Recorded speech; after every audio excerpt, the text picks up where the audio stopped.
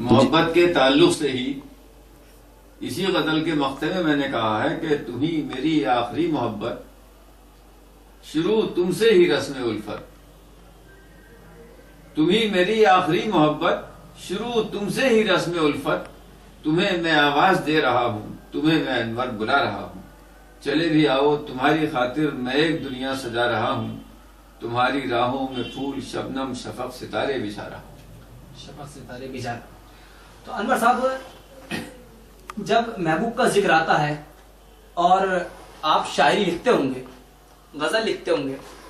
تو جب محبوب کا ذکر آتا ہے تو آپ کچھ دیر کے لیے اپنا محبوب کو بناتے ہیں،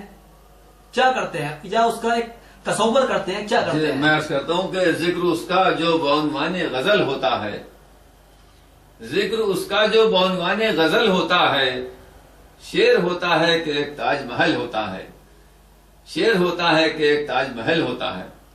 تو اس کا تعلق اس طرح سے ہے کہ محبوب کے تعلق سے جو بات کہی جاتی ہے بہت بڑی ہوتی ہے، بہت اچھی ہوتی ہے۔